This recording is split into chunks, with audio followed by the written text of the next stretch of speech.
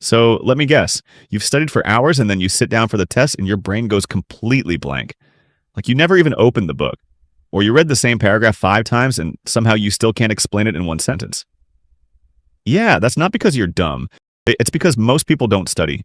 They do something else. They do what I call fake studying. Highlighting, rereading, watching videos at 2 times speed, making pretty notes that look like a Pinterest board. And it feels productive because you're busy. But busy isn't the same as learning. The brutal truth is this.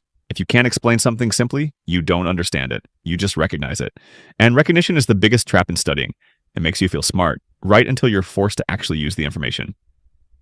That's where the Feynman technique comes in. It's one of the most powerful study methods ever created, and the crazy part is it's so simple that most people don't do it. Not because it doesn't work, but because it's uncomfortable. Because it exposes you, it forces you to face the exact moment your understanding falls apart. And that moment is the key. The technique is named after Richard Feynman, one of the smartest physicists in history, and he wasn't smart because he memorized more facts than everyone else. He was smart because he could take insanely complex ideas and explain them like he was talking to a 12-year-old. Not to sound impressive, but because that's what real understanding looks like. Here's the core rule. If you can't teach it, you don't know it. And when I first tried this, it humbled me immediately. I remember studying something that I was convinced I understood. I had notes. I had highlights. I had read it twice. Then I tried to explain it out loud and I sounded like a politician. Just vague words and fancy phrases. I was basically saying nothing confidently. That's when I realized I wasn't learning. I was collecting information. So here's how you actually do the Feynman technique in a way that makes you learn twice as fast and remember it for way longer. Step 1. Pick one topic, not the whole chapter, not the whole unit. One topic, something small, like photosynthesis, supply and demand, the French Revolution, mitosis, whatever. If you try to do the entire subject at once, you'll overload your brain and you'll quit. Start small and go deep. Step 2. Grab a blank piece of paper or open a notes app and write the topic at the top like you're about to teach it.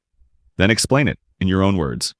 No copy-paste, no textbook language, no as stated in the book. Just you, like you're explaining it to a friend who missed class. Or even better, like you're explaining it to a little kid. And here's the part that makes this technique so deadly. The moment you get stuck, you don't panic. You don't skip, you circle it. That stuck moment is not failure. That is the exact location where your brain needs work. Most people avoid that moment. They scroll, they reread, they switch topics, they distract themselves. But if you want to actually become good at studying, you need to become obsessed with finding your weak spots, because your weak spots are where the learning is. So step 3, go back to the book or the lecture notes only for the parts you couldn't explain. Not everything, just the gap. This is what makes the method efficient. You're not reviewing everything, you're targeting the missing pieces. You fill the gap, then you go back and explain the whole thing again from scratch. Step 4, simplify. This is where most people mess up. They think explaining means using big words. No, big words are usually a disguise. If you really understand something, you can explain it with simple words and clear examples. For example, if you're studying how a bill becomes a law, don't say legislative process and stop there. Explain it like this. A law starts as an idea. Someone writes it down, people argue about it, they vote. If enough people agree, it moves forward. Then it gets approved. And now it becomes a rule everyone has to follow. That's understanding. Another example, if you're studying supply and demand, don't say market equilibrium. Say this. When a lot of people want something and there isn't much of it, the price goes up. When there's too much of something and nobody wants it, the price drops. That's it. If you can explain it like that, you own it. Now let me tell you why this technique works so much better than what you're probably doing right now. Most people study by input, reading, watching, highlighting, but your brain learns by output, retrieval, explaining, using. Because when you force your brain to pull information out without looking, you're strengthening the actual memory pathways. That's why active recall works. That's why practice tests work. That's why teaching works. And that's why the Feynman technique is basically active recall with a spotlight on your weak points. It's uncomfortable, but it's honest. And honesty is what makes you improve fast. Now let me give you the real cheat code that will make this 10 times more powerful. Don't do this in your head. Do it out loud. Because when you speak, you can't hide behind vague thoughts. You hear yourself, and you'll catch the moments where you're bluffing. And yes, you are bluffing. Everyone does it. I do it too. You'll start a sentence like, so basically the mitochondria is, and then you realize you don't know what comes next. Perfect. That's the point. The second cheat code is to use analogies. The brain loves comparisons. If you can explain something through an analogy, you've reached a deeper level of understanding.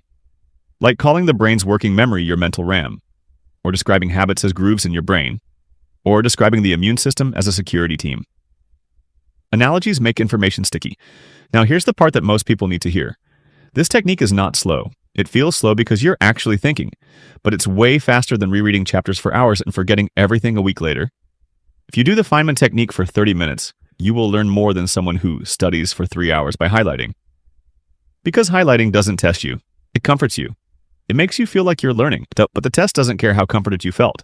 The test only cares if you can retrieve the information. So here's what I want you to do the next time you sit down to study.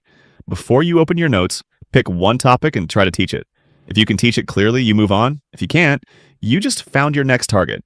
And if you do this consistently, you're going to become one of those people who barely studies and still gets good grades. Not because you're lucky, not because you're smarter, but because you're studying in a way that actually works.